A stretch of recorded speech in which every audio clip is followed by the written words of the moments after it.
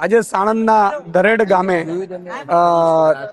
10 kilometre drainage line નાખવામાં આવી રહી છે। ખેડૂતોના ખેતરમાં પૂછ્યા વગર બળજબરીપૂર્વક કંપનીઓના જે વેસ્ટ છે પાણીને એ કાઢવા માટે કેનાલની બાજુમાં ખેડૂતો કહે છે કે કેનાલની બાજુમાંથી તમે કાઢો, પણ નહીં, ખેડૂતની ફળદ્રુપ જમીનમાંથી 1000 વીઘામાંથી આ લાઈન કાઢવામાં આવી રહી છે અને 7/8માં પણ એન્ટ્રી આની ડ્રેનેજ લાઈનની નાખશે એટલે મને લાગે છે કે એની જમીનની ભાવ પણ ખેડૂતોને મળશે નહીં। એટલે એનો વિરોધમાં 9મો દિવસ થયો છતાં ભાજપના ધારાસભ્યો સાંસદો પણ અહીંયા પહોંચ્યા નથી।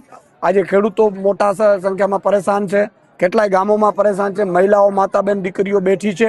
મને લાગે છે કે ભાજપ પાક વીમો નથી આપતી, ખાતર નથી આપતી, બિયારણ નથી આપતી, ભાવ નથી આપતી, બધામાં લાઈનો લગાડે છે। આ બધું સહન કરવા છતાં હવે તો જમીનમાં જે ખેડૂત પોતાની જમીનમાં કશું ભાજપ નથી આપતી છતાંય બેઠો છે, એ જમીનમાં પણ મા સમાન જમીનમાં પણ જેસીબીઓ ચલાવી અને કબજા કરવા મથી રહી છે। આના વિરોધમાં આજે આમ આદમી પાર્ટીએ પણ સપોર્ટ કર્યો છે। જ્યાં પણ જરૂર પડે મેં ચેલેન્જ આપી છે સરકારને કે આ ખેડૂતો પર જો અત્યાચાર થશે કે આનું જો સમાધાન નહીં આવે તો આગામી સમયમાં આમ આદમી પાર્ટીએ જે કરવાનું થશે આમ આદમી પાર્ટી કરશે એવી મેં ખાતરી આપી છે।